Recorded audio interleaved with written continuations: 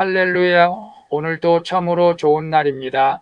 오늘은 사무엘하 15장 19절에서 28절 말씀을 통해서 은혜와 진리가 함께 있기를 이라는 제목으로 함께 묵상해 보도록 하겠습니다. 본문 요약은 이렇습니다.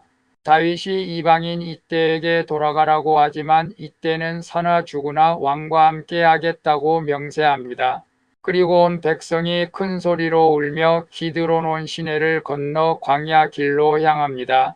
다윗은 사독에게 하나님의 궤를 성읍으로 도로 메어 가라고 하며 하나님의 뜻에 자신을 온전히 맡기게 된다는 내용입니다. 말씀의 거울로 내 신앙 점검하기 1번을 봅니다. 내가 어려울 때 나를 떠난 사람, 나와 함께한 사람은 누구입니까? 누군가 고난을 겪을 때 함께한 적이 있습니까? 19절에서 22절을 보면 다윗은 이방인 이때에게 은혜와 진리가 너와 함께 있기를 원하노라고 축복하며 돌아가라고 말합니다.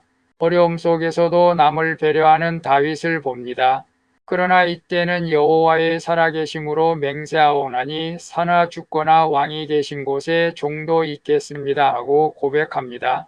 이방인 이때의 충성은 아들 압살롬의 배신과 극명하게 대조됩니다. 진정한 충성은 혈통이나 지위가 아닌 하나님과 주께서 세우신 질서에 대한 순종으로 나타나는 것입니다. 그래서 내가 어려울 때 나를 떠난 사람, 나와 함께한 사람은 누구입니까? 누군가 고난을 겪을 때 함께한 적이 있습니다 라고 했을 때 오늘 다윗은 압살롬의 배신에 도망치는 가운데 죽어도 함께 죽겠다고 맹세한 이때를 보면서 그를 축복해 주는 것을 봅니다. 사람들은 어려울 때 도와주려고 하지 않고 떠날 때가 많죠. 저 또한 과거에 사업을 할 때 그랬던 것 같습니다. 내가 어려울 때에는 등 돌리고 많은 사람이 떠났습니다. 그러나 내 가족은 늘 나와 함께 했습니다. 특별히 아내가 그렇게 했던 것을 봅니다. 그래서 아내에게 늘 감사하고 있습니다. 오늘 우리가 남이 어려울 때, 형제가 어려울 때 우리는 떠나는 사람이 아니라 이때처럼 그들을 도와주는 그런 자로 남아있기를 축복합니다. 2번을 봅니다. 현재 내 삶에서 광야를 경험하고 있습니까? 이때를 하나님의 징계이자 훈련으로 받아들입니까? 23절을 보면 온 땅 사람이 큰 소리로 울며 왕과 함께 광야 길로 향합니다. 압살롬의 반역은 다윗의 죄에서 비롯된 가정의 비극과 연결되어 있습니다. 나단 선지자가 예언한 칼이 내 집에서 떠나지 아니하리라는 말씀이 이루어지고 있는 것이죠. 그러나 하나님은 심판 중에도 다윗을 버리지 않으십니다. 광야는 징계의 장소인 동시에 훈련의 장소인 것입니다. 하나님은 광야를 통해 우리를 겸손하게 하시고 하나님만 의지하도록 가르치시는 것입니다. 그래서 현재 내 삶에서 광야를 경험하고 있습니까? 이때를 하나님의 징계이자 훈련으로 받아들입니까? 라고 했을 때 오늘 왕과 함께 광야 길로 행한 다윗의 일행을 봅니다. 다윗은 광야의 길을 징계의 장소와 동시에 훈련의 장소라고 여겼기에 하나님을 더욱더 의지하고 있는 것을 봅니다. 오늘 원치 않는 광야를 경험하고 있습니까? 저는 어제 산에 잠깐 다녀왔습니다. 그 산에 어린 고등학생들이 땀을 비오듯 흘리며 뛰고 있었습니다. 마라톤 선수인지는 모르지만 육상 선수라고 유니폼을 입고 있습니다. 저렇게 땀을 흘리면서 뛰는 이유가 무엇 때문일까요? 장차 훌륭한 육상 선수가 되기 위함이 아니겠습니까?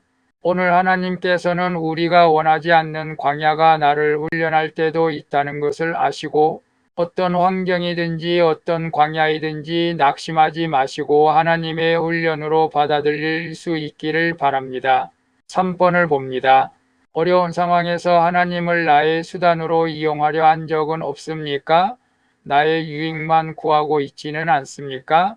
24절에서 28절을 보면 제사장 사독이 하나님의 언약궤를 가져오자 다윗은 궤를 성읍으로 도로 메어 가라고 명령합니다.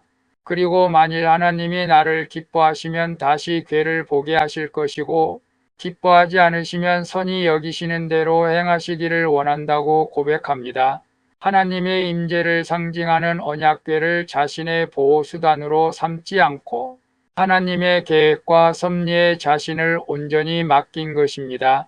이것이 하나님을 진정으로 경외하는 자의 태도인 것입니다.